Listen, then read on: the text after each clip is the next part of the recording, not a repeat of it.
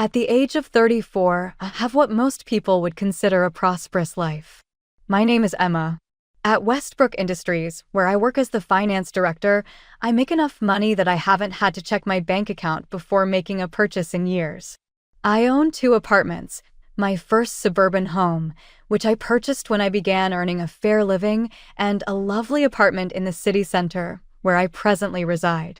If someone who knows me were asked to sum up my life in one word, they would most likely reply stable. They would be correct, with the exception of one constant cyclone in my otherwise serene life. Lily, my younger sister.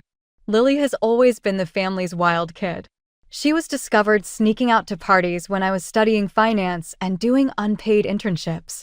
She contacted me from the police station when I received my first promotion, having received a citation for skinny dipping at the beach with her pals. Lily decided to try her hand at being an influencer after I completed a big deal at work last year. She spent all of our parents' credit card money on camera gear that now sits in their garage collecting dust. Since discovering my ex-boyfriend having an affair with his coworker, I haven't been in a committed relationship for 3 years. I've been concentrating on my job ever since that betrayal left its impact. In contrast, Lily has spent years with Jake, her college love. In 2 weeks, they will finally tie the knot, and the wedding planning has taken up all of their time. Except for times when she needs money for absurd things, I haven't seen her very much lately. Lily texted me while I was at work going over the quarterly reports. We're having family dinner at Mom and Dad's tonight. Arrive by 7 o'clock. Important topics to talk about at the wedding. Knowing precisely what important wedding stuff entailed, I let out a groan. It was code for Emma having to pay for a costly item. For the wedding, I had already handed her $25,000, which was meant to pay everything. There was always something else, though.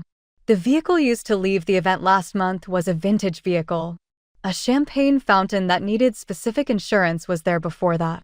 I responded back, I'll be there, having already prepared my speech of refuse. 2 weeks remained till the wedding.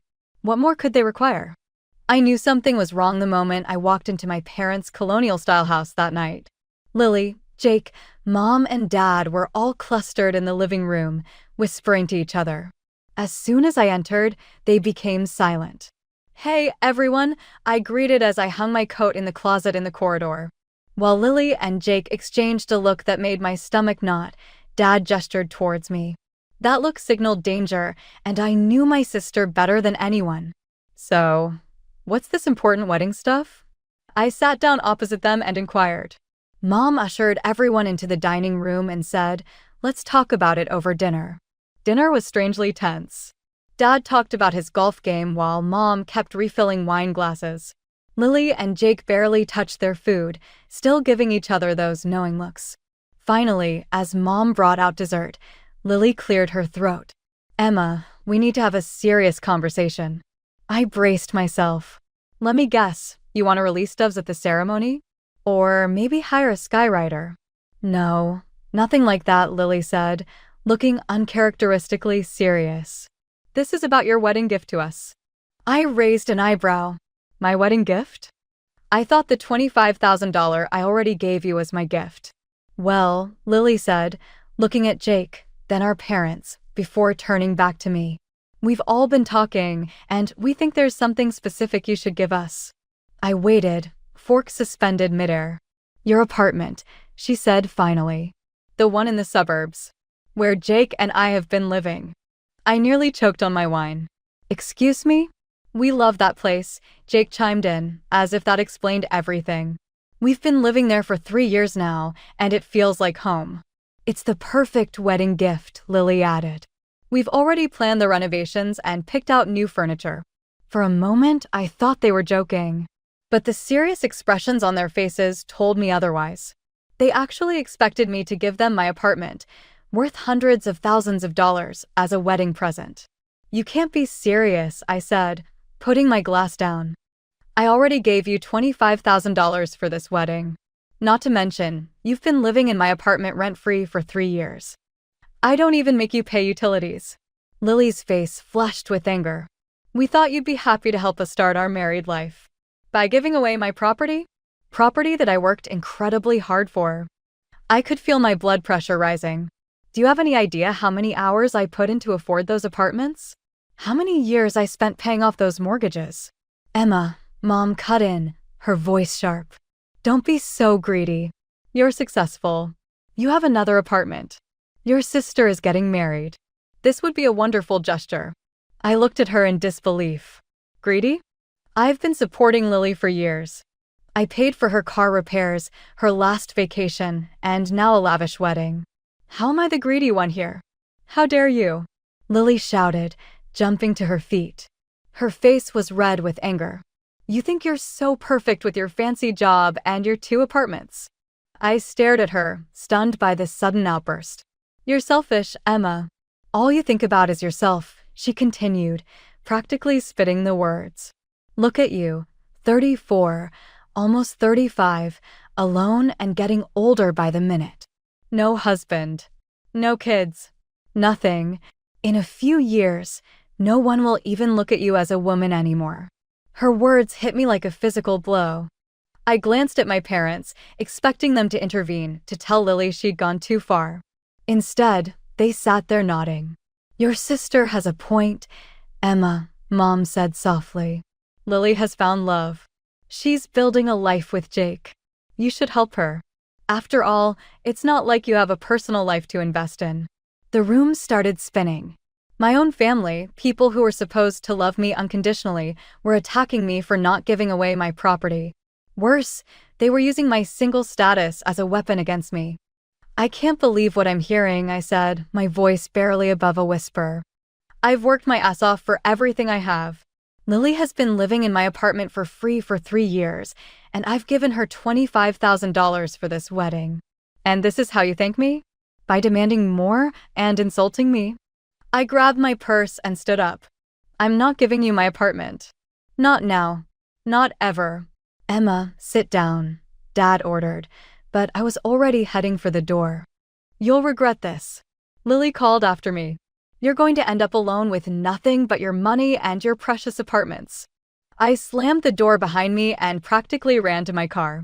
My hands were shaking so badly I could barely get the key in the ignition. Once inside, I let out a sob I'd been holding back. How could they do this to me? How could they treat me like I was nothing more than an ATM with an apartment to hand over? I drove aimlessly for a while, too upset to go straight home. Finally, I pulled into a coffee shop parking lot and went inside. I needed to calm down before I could face the drive home. 1 large black coffee, please, I told the barista, my voice still unsteady. As I sat in a corner booth, my phone began buzzing incessantly, calls from Mom, Dad, and Lily. I silenced it and put it face down on the table. The messages started coming in immediately after. Mom, Emma, please come back and discuss this rationally. Dad, your behavior was unacceptable. Call us immediately. Then Lily's messages, each worse than the last. You've always been jealous of me. Your biological clock is ticking. Tick-tock. No wonder you're still single. Who'd want to be with someone so cold and selfish? You look older than 34. Those wrinkles aren't going away. I turned off my phone completely. The cruelty of it all was overwhelming. These were people who were supposed to love me, support me. Instead, they were treating me like an obstacle to their plans. Plans that involved taking what was mine. As I sipped my coffee, I made a decision. Tomorrow after work, I would go to my suburban apartment and tell Lily and Jake they needed to move out. I'd been more than generous letting them live there rent-free, and this was how they repaid me? No more. They had 2 weeks until their wedding, plenty of time to find a new place. The next day at work, I could hardly focus. I kept replaying the dinner conversation in my head, each time feeling a fresh wave of anger and hurt. By the time 5 p.m. rolled around, I was ready to confront my sister. I drove to the suburban apartment, rehearsing what I would say. I wouldn't yell. I wouldn't cry. I would simply inform them that they had 30 days to vacate the premises, a generosity, considering I could legally give them less time. When I arrived, I noticed Jake's car wasn't in the parking lot. Good. It would be easier to talk to Lily alone. I walked up to the door and knocked firmly. No answer. I knocked again, louder this time. Still nothing. I could hear movement inside. Someone was definitely home. "Lily, open up." "I know you're in there," I called, ringing the doorbell repeatedly. After several minutes of this, I tried my key. It didn't work.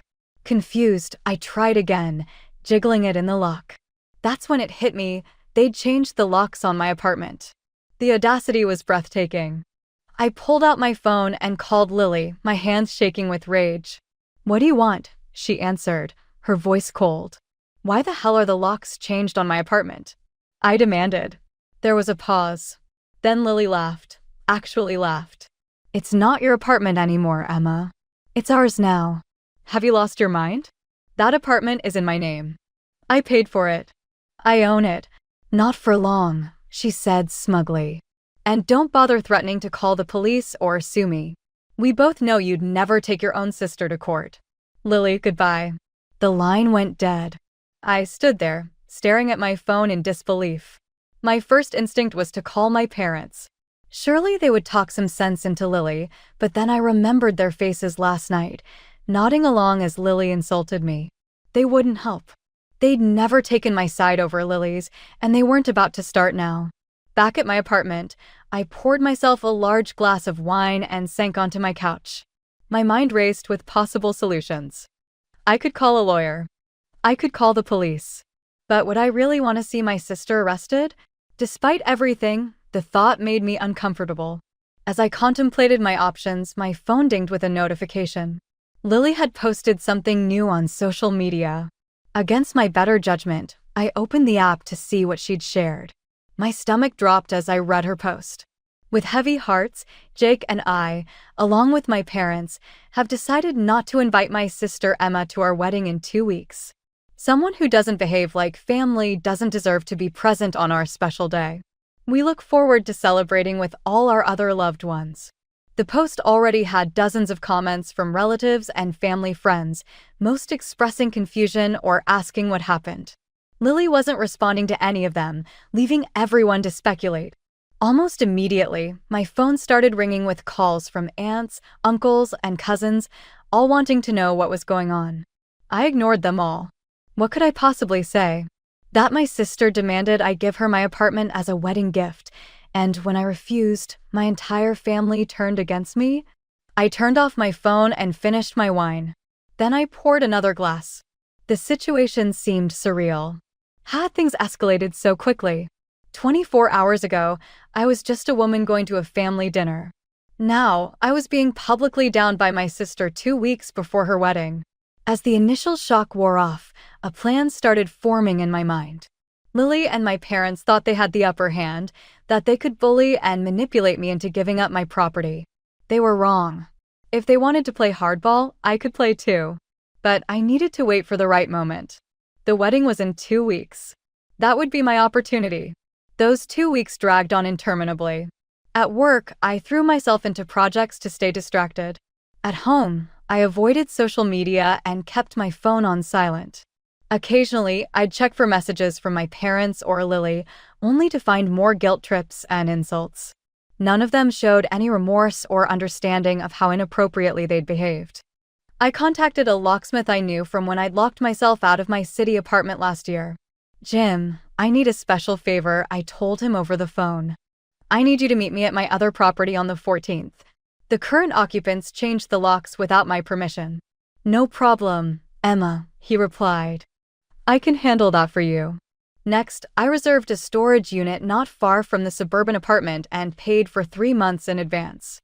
I also hired movers for the wedding day, giving them specific instructions on what to do. Finally, the wedding day arrived. I knew Lily, Jake, my parents, and most of our extended family would be at the ceremony and reception all day. The timing was perfect. I met Jim, the locksmith, at my apartment at 9 a.m., just as the wedding preparations would be underway across town.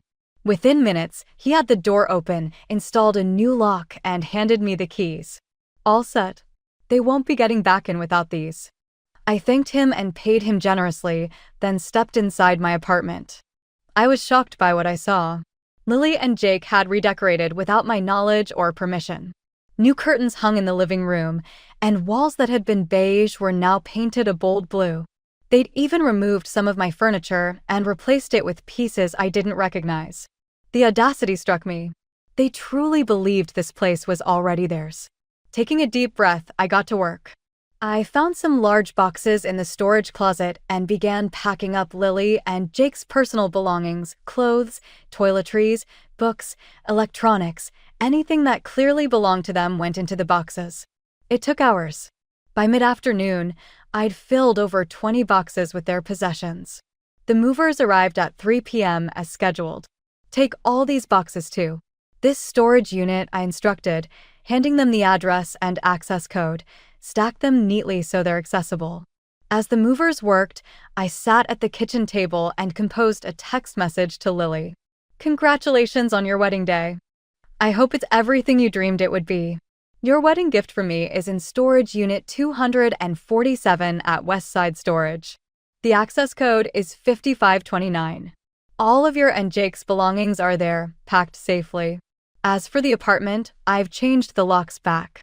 Since you're now married, I'm sure you understand it's time for you to find your own place to live. This is the only wedding gift you deserve from me. I didn't send the message yet. I would wait until the movers were done and I was back home. By 6 p.m., the apartment was empty of their belongings. I looked around at the changes they'd made, the painted walls, the new curtains, the rearranged furniture. It would take work to restore it to its original condition, but that was a problem for another day. I locked up with my new keys and drove home. Once there, I poured myself a glass of champagne, a small celebration of taking back control of my property and my life. At 8 p.m., when I knew the reception would be in full swing, I sent the text message to Lily. The response was almost immediate. My phone exploded with calls and texts from Lily, from Jake, from my parents, even from some relatives at the wedding. I didn't answer any of them. Lily, you ruined my wedding day. How could you do this? Mom, Emma, your sister is in tears. What have you done? Dad, this is unacceptable behavior. Call us immediately. Jake, you had no right to touch our things. The messages kept coming, growing increasingly desperate and angry. My parents threatened that they'd tell the entire family what a terrible person I was. Lily swore I'd regret this for the rest of my life. I turned off my phone, took my champagne to the bathtub, and enjoyed a long, peaceful soak. For the first time in weeks, I felt completely at peace with my decisions. The next day, I slept in late. When I finally turned my phone back on, there were dozens more messages, but I deleted them all without reading them. Instead, I opened my laptop and began composing a social media post of my own. I've been quiet about recent family events, but I feel it's time to share my side. 3 years ago, I allowed my sister and her fiancé to live rent-free in an apartment I own. Recently, they demanded I give them this apartment, worth hundreds of thousands of dollars, as a wedding gift. When I refused, they changed the locks, claimed the property as their own, and uninvited me from their wedding. Yesterday, I reclaimed my property and moved their belongings to a storage unit. I'm deeply saddened that my generosity was met with such entitlement and that my parents supported this behavior. I wish them all well, but I decided to step back from these relationships for my own well-being.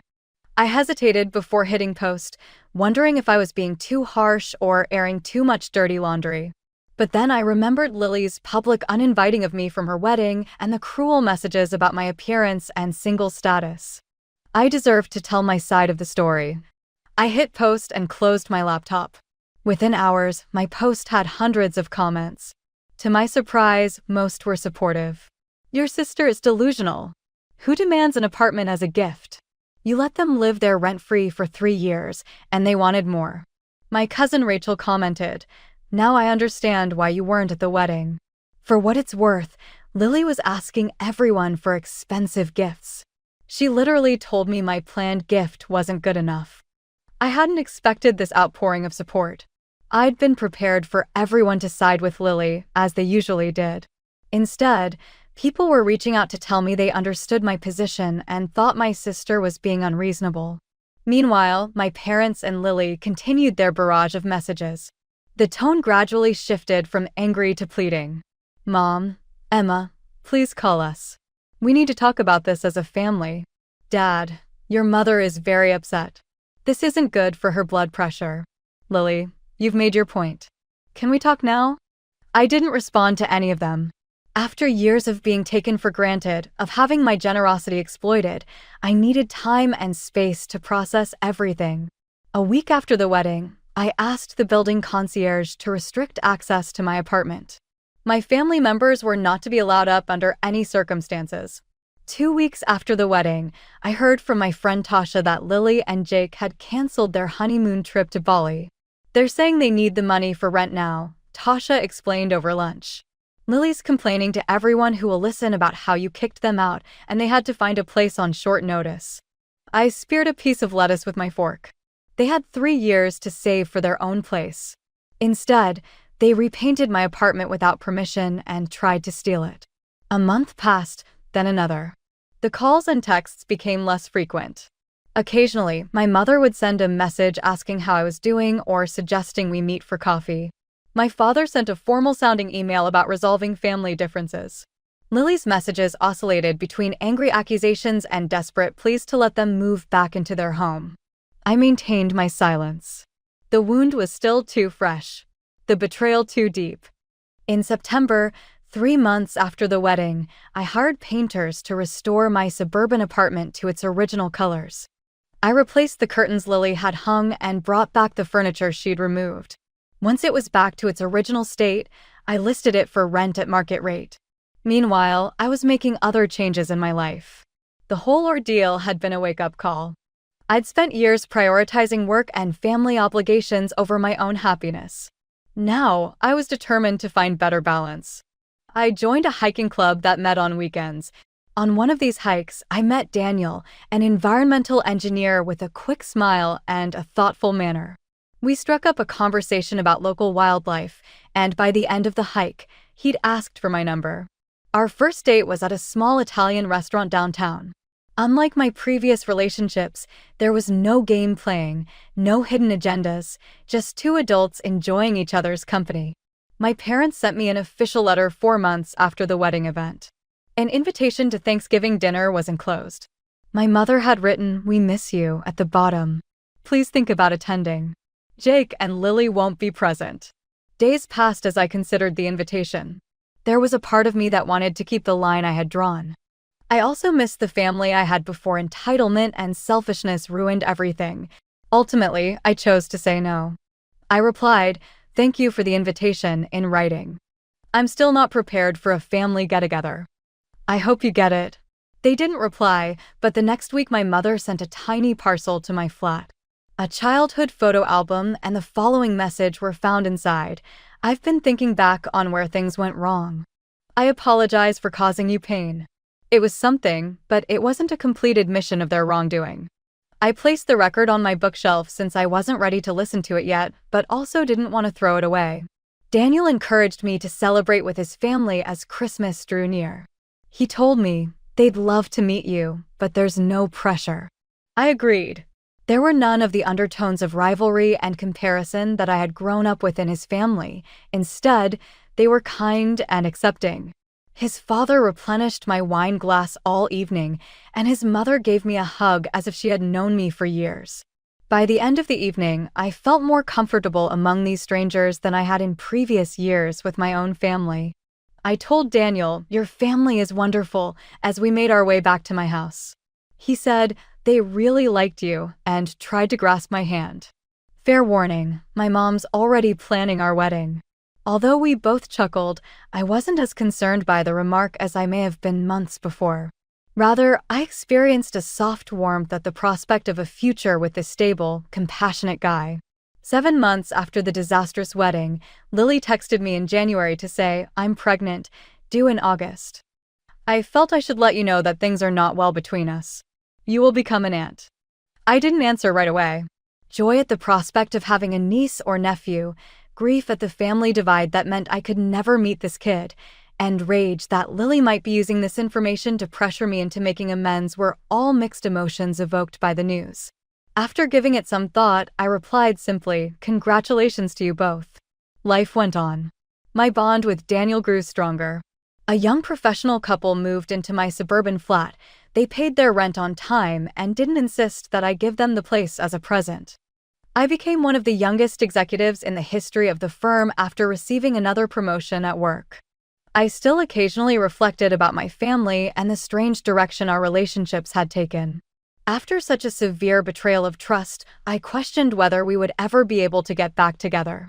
But for the time being, I was concentrating on creating my own life, one that was founded on respect for one another and sincere concern rather than duty and exploitation. And I was genuinely pleased for the first time in years.